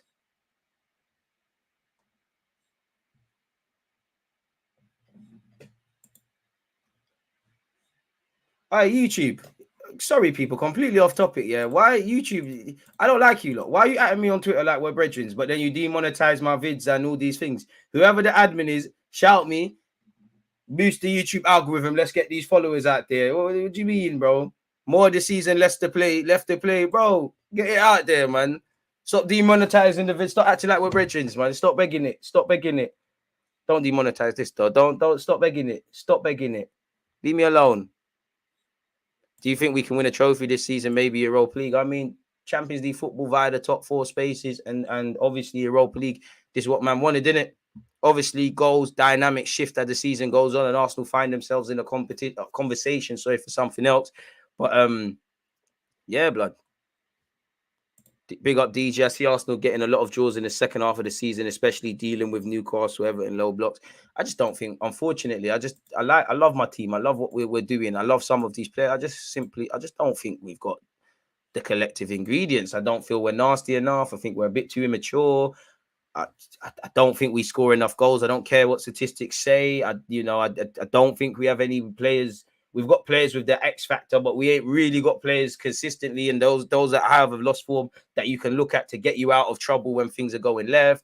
I don't think there's enough strength in depth. I don't think there's enough adaptability with the options. That's why I think we can't win the league. But there's by the flip side, many of this is me talking about in comparison to a league title. But in terms of just us improving for years, I love these things. I love the grit. I love the fact that we're getting battered a bit less. I love the fact that there's even the reactions to mistakes. Tomiyasu made a mistake.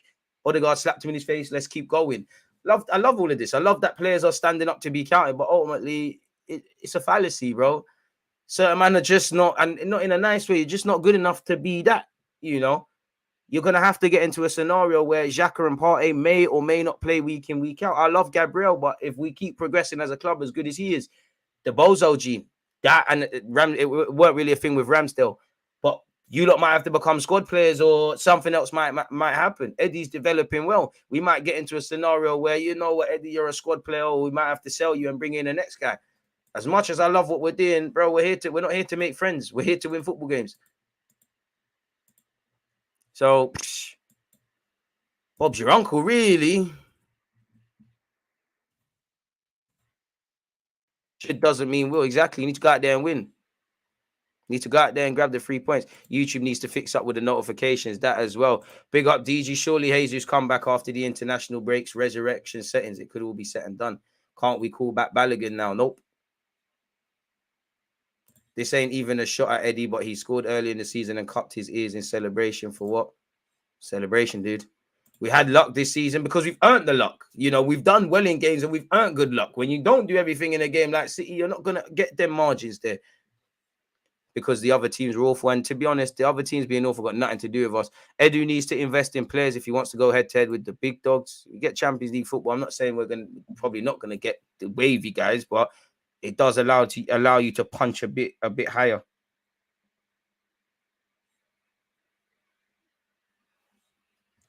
We can still win the league, but we really need to find our form. I don't think we played poorly. First half, we had more possession than City. Who does that to Man City? That's great, but there's probably been times City have been under the cosh. That's great, and there is positives, but it's about winning the game, man. We can't finish chances, and you are right. We can mathematically win the league. I've never believed in no league title challenge. I want to be wrong, but yeah.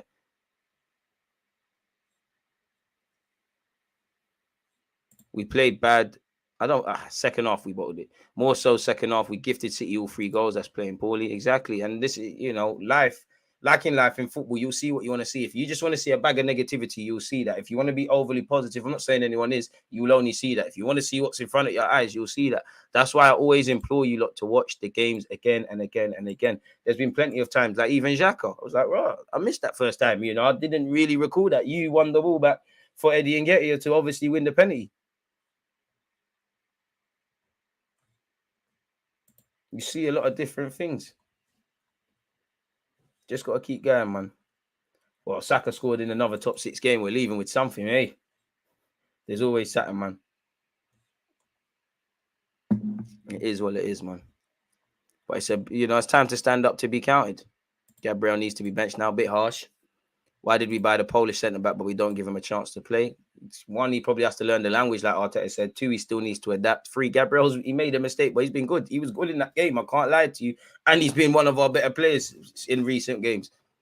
I'm never going to criticize one thing again. You have to learn to not make mistakes, but I'm never going to criticize people for making mistakes.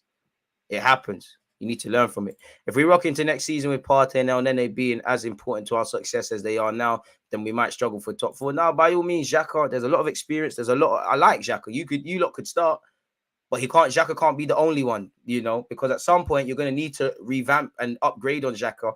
And my big fear with Xhaka and Partey is only when we see an evident dip in performance will we address these areas. I hope to be wrong. We can't finish chances, bro. You're right. Your comment's gone. But yeah, we can't finish our dinner. Talking a lot of sense, DG Ed would appreciate that. I think Ramsdale needs benching, too comfortable in his position. Bit harsh on Ramsdale. But I do think he could improve. You know, I think he could improve. I won't get at him I don't think I could blame him for the goals yesterday, apart from expecting Tomiyasu to pass it back. The positioning from Ramsdale hasn't been the best in the last few weeks. Everton goal conceded, could have done better. Man United coming out to collect that corner. I think he got done by a deflection off Tomiyasu for Grealish's goal. Tomiyasu's made the ultimate error passing it back. And I do think, as I said earlier, Ramsdale's anticipating that pass back from him. Maybe if you didn't do that, maybe Tomiyasu thinks, do you know what, let me hook it. In fact, he tried to play Saliba in it. Or maybe Kevin De Bruyne still scores, but he's got a lot more to do. The best footballers ask themselves the best questions and they make the best decisions. Kevin De Bruyne in a split second has gone, Ramsdale's off his line. Let me chip this over him, whether it hit his shin or whatever. Maybe if Ramsdale kind of, half come off that line and dropped back, or he was on his line, Kevin's going to think, oh, there's a lot to do here. I need support. He probably still would have got a goal or assist. But you ask yourselves you have to ask yourself questions in the same way Tomiyasu 9 times out of 10 probably makes that pass to Saliba. Against City, the one time he shouldn't. Tomiyasu has to have fought there. Because go and watch it back. If you remember, Edison has kicked just before that mistake. Edison's gone long to try and find Grealish. Tomiyasu's followed him and he's nicked it in front. Then Edison's tried that again. When Tomiyasu gets there, he needs to think to himself, which he did think, I can get this to Saliba. Maybe he should have thought, maybe, I should just head it out for a throw-in. We reset, kind of what Saliba was doing on occasion. There's no shame in that. What a player, Jack Grealish, Haaland, bro, the bag at Bernardo. It's City, innit? Appreciate that, Jay, man. He made it easy. But that's the thing with a lot of the goals we can see. The Brentford one, the Everton one, the 2 against Man United. There's been one fool guy, but it's a series of errors. Man United away from home, the goals we conceded against Leicester, even before the goals were conceded, because I always mention that game because I remember it vividly. You could see who was going to concede, even before Vardy's penalty was disallowed by VAR. There might be one fool guy, but there's always a series of errors. Grealish has been good this season, man. And he's improved a lot defensively. So Southgate can't talk nonsense on his name and say, I don't trust him defensively. What a player. City, when we come to do our shopping, in the summer, Grealish, Gundogan, Rico Lewis, Julian Alvarez. Foden's not that good. Come on, man. You get first option on Saka if he wants to bust out one day, man. We've got someone better than Saka. You give us Foden, we'll give you Reece Nelson. I don't know, man. We need to do some shopping, man. We need to do some shopping. Envious. Saka's decision making wasn't that good last game. He needs to pick up his weight and make quick decisions, because he had 2 moments in that game where he could have played someone through. Yeah, man. In the final third, Xhaka was meaty, man. It was an odd decision to start Tommy when he hasn't had much game time and is an attacking minded defender. Good defending wins the game. I mean, let's be real. Benjamin White's form was shaky. Tomiyasu, that's been a talking point. Tomiyasu's normally switched on. He wasn't. He needs to hold his L. But I could understand that. And as Arteta said, the same reason you played against Liverpool. And ultimately, you didn't keep Grealish quiet, because did he get a goal and assist? Grealish might have. He might have. He definitely got a goal. But yeah, man. I knew if any of the 2 teams were to make a mistake, it would be us. We made 3 and got punished for it. We can see too many at home. These men are shook for no reason, don't believe in their source. I think we might have got a bit, in hindsight now, maybe we got a bit too complacent in that second half. Maybe we thought, we're going toe to toe. We just need to do this. We just need to do that. And then you all saw it, because, again, 4 at the back made it happen for City, but the game was done, really. Watching the game again, the game was done. The game was done from the second half kicked off. It really was like watching 2 separate teams, if I'm completely honest with you guys. It really was. That Odegaard missing in the second half, purring in the first half. Tommy was winning everything in the air. I don't know about Tomiyasu attacking minded. What I dislike about Arsenal this game the most is that a lot of players were very indecisive. Even Saka had some chance to score and never shot. Man City makes this squad nervous. I just think I don't even think it was a City thing. I just think that's us.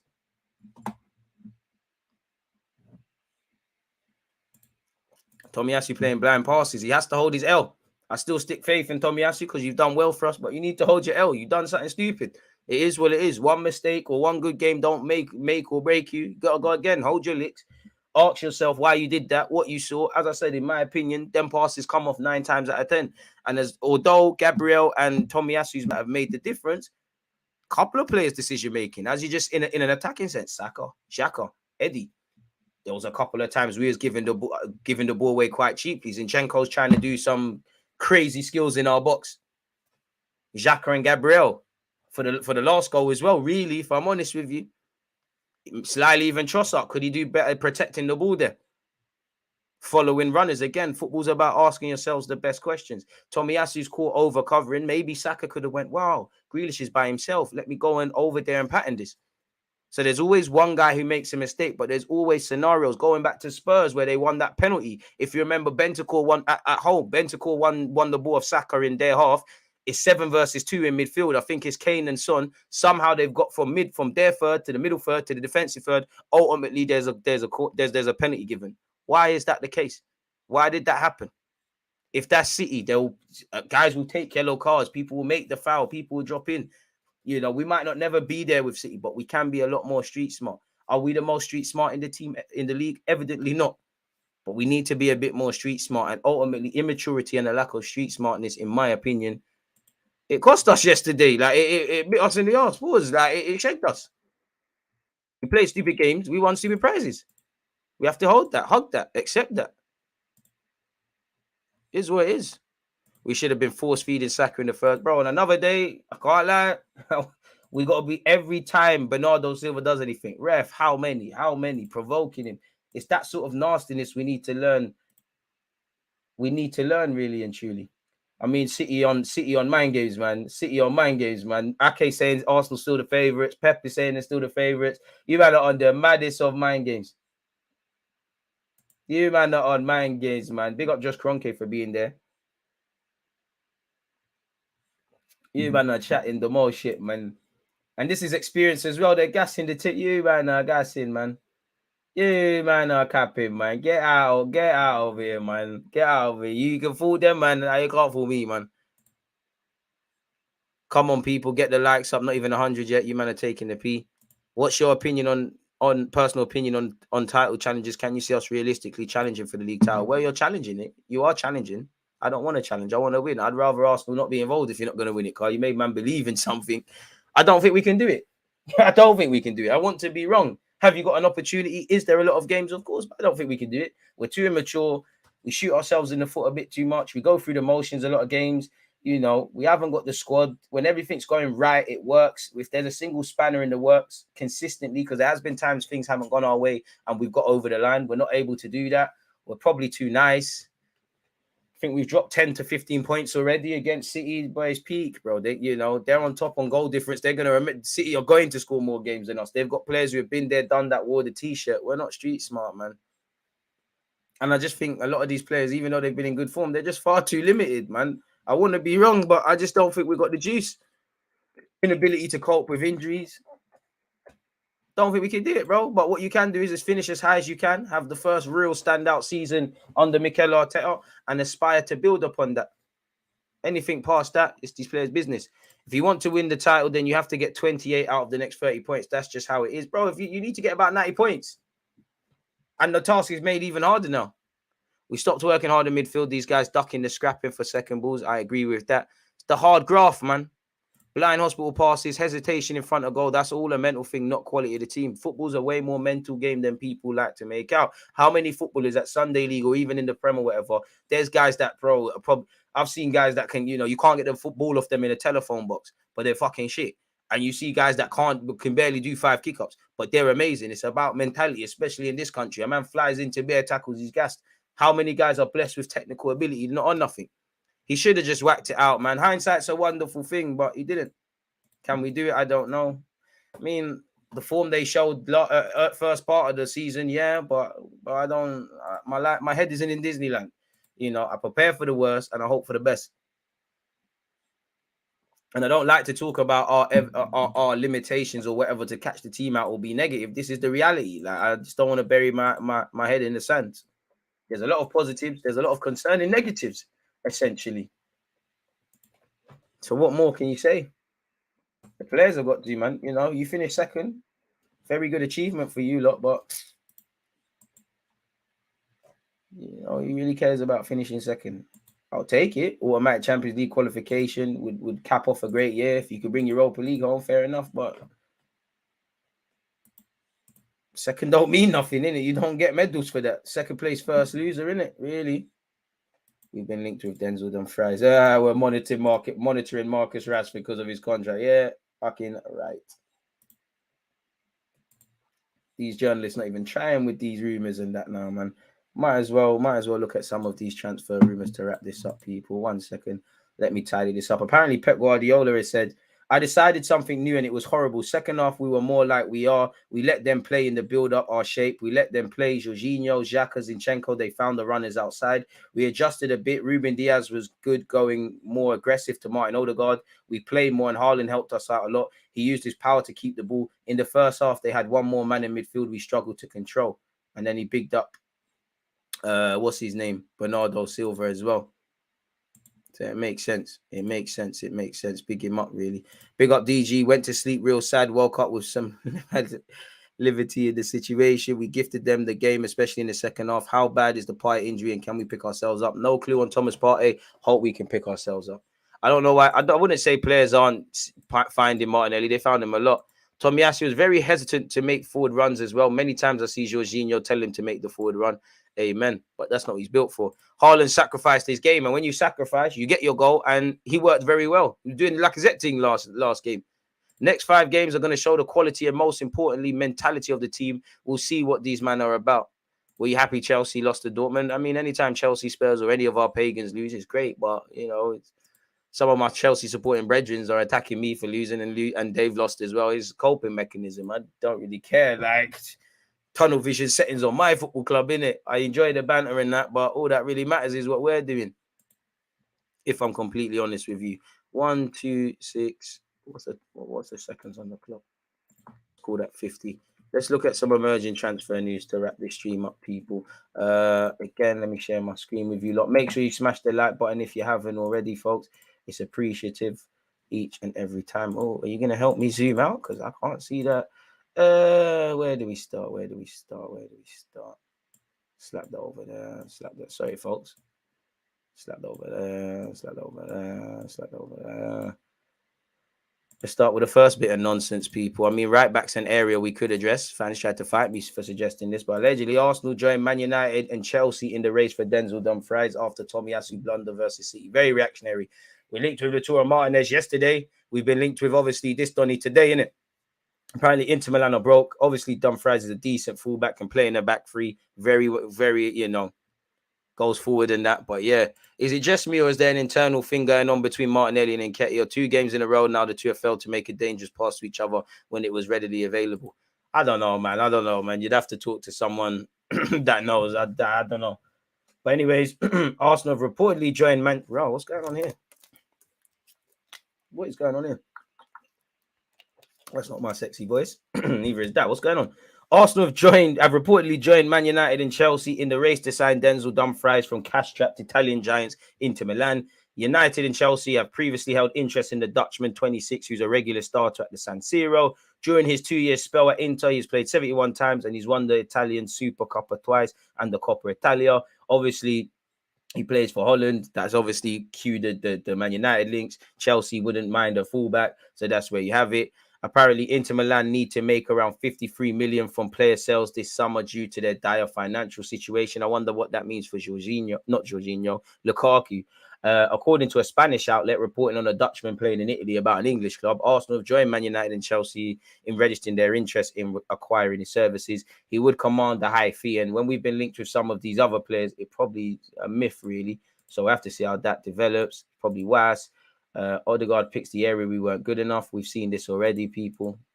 Arsenal have whoever, I can't pronounce that name, but apparently we've tried to buy an Atletico Madrid prospect. Never seen this guy in my life. It just says that we've had an offer rejected from Atletico Madrid. Apparently, Man United and Wolves are interested in him, but he wants to stay at Atletico. Apparently, he's set to sign a new deal, people, which will keep him until 2027. He's got 16 goals in 19 matches in the youth league and has 3 and 6 in their youth league, and in the UEFA youth league has 3 and 6. So he must be a player for the future, but I can't verify his thing. Mikel Arteta tells Arsenal to sign Real Sociedad star Martin Zubamendi. Bring him. Arteta has told Arsenal to sign Real Sociedad's Martin Zubamendi in the summer transfer market.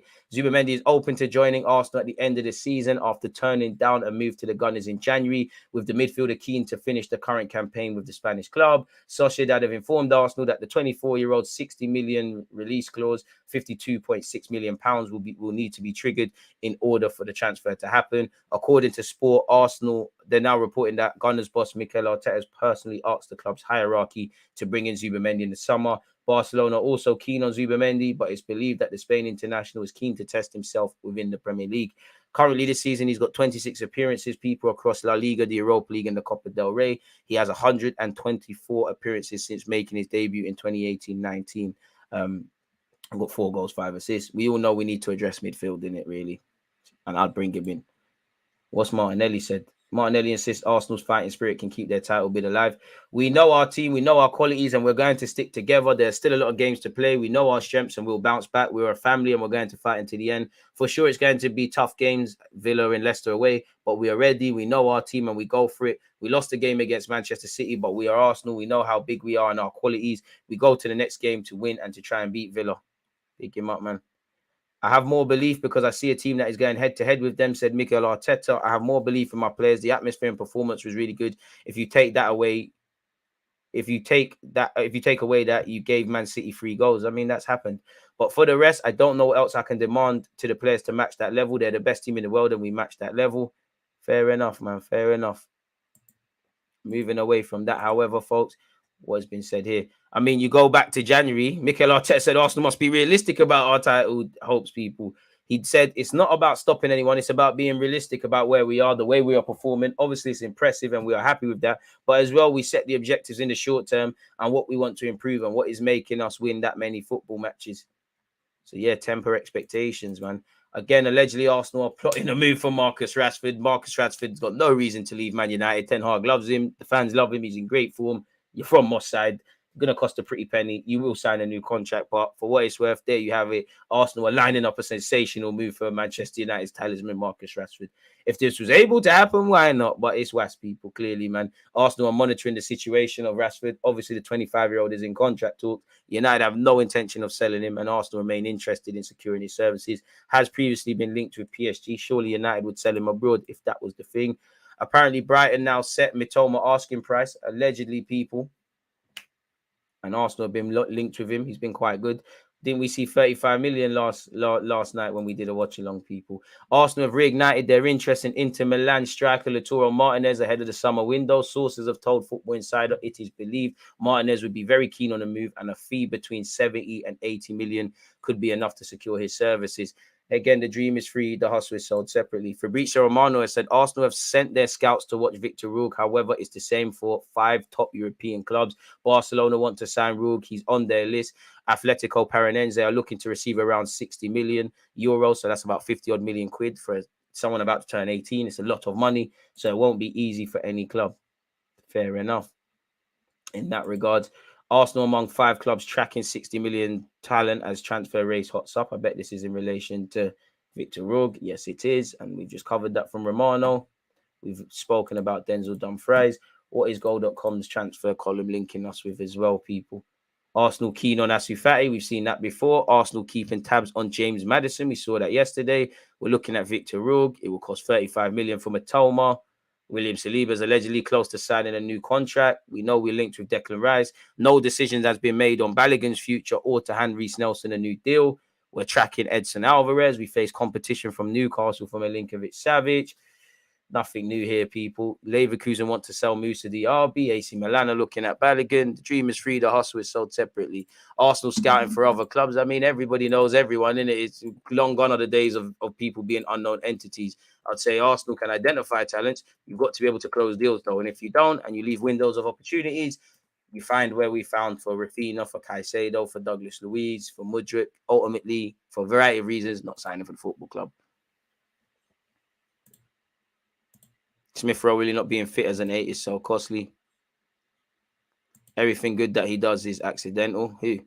Cash-strapped Inter and you want Dumfries when Barella is there. How sweet. Inter wants 60 million for him. That's a myth. Average. Dumfries is a bum, pacing, power player, runs head down and always fights with the ball. I hear that. Big up DG. Xhaka's costing us big time for not progressing the ball enough. Do you think he should be benched to the rest because it's just cost us more than 8 points? Who else is going to play? If Partey's there, then I'd go Jorginho and Partey. If he's not, it's a myth, man. If we don't win this year, let's be honest, though, nobody expected Arsenal to win. Nobody did, but it doesn't mean much. Pardon me, Mudryk had a stinker last night. Nothing new there. Was he playing left back? My guy, Karim Adeyemi, real star, boys. Who knows, man? Honestly, who knows, people? Who really knows? 80 likes. Can we get to 100? On that note, though, people, we've been here for a hot minute. I'm going to close this because I'm well aware I need to be on Rancy's stream in a hot second, people. I'm going to go and eat some oranges, actually. Or where is Rance? He's not online, so I don't know what's going on there. But I'm going to love and leave you lot. Before I do that, though, please do not forget, people. We're watching Manchester United against Barcelona. That's live from 5:30 because it's kicking off at 5:45. I'll be doing a watch along with you lot. I'd love to see you lot all joining me there. If you can't be there, do me a favor. Even if you're on Twitch, please smash the like button. Keep boosting the engagement. Obviously, I'm pretty sure for those of you that are subscribed, you saw some videos come out overnight. So these are some links in relation to my other City thoughts. Make sure you're taking them in. Appreciative to you lot tuned in. I hope you're all having a great week. I hope you and your loved ones are actually in good health. So I'm going to actually get that sorted. I'm going to get it sorted. But as you know, Aston Villa versus Arsenal, I think it's 12:30 on Saturday. So I'll be live from 11:30. And we're definitely watching Tottenham versus West Ham on Sunday. I'm aiming to do a watch along for Man United Leicester. But I'm sure that I've got a football match. So I don't think that'll be possible. But yeah. And as usual, people, you know, Merseyside derby. Paris Saint-Germain versus Bayern Munich. What else? Arsenal City. It's been a big week for football, and it's been a great week for those of you that have been with me, man. And I appreciate each and every one of you lot. You lot, anyways, stay blessed, stay safe. I'm gonna love and leave you lot, people. Drop a like button, subscribe. Don't forget to comment your thoughts after the vid. The timestamps will be in there. Check out the playlist. One love. There's always just that active red flag defending. I think it's like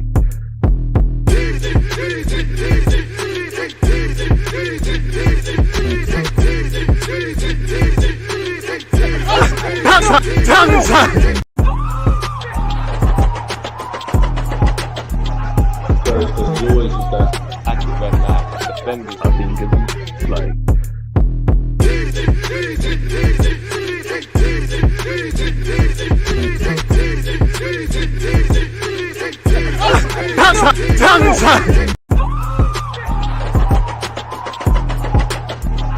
there's always just that active red flag defending. I think it's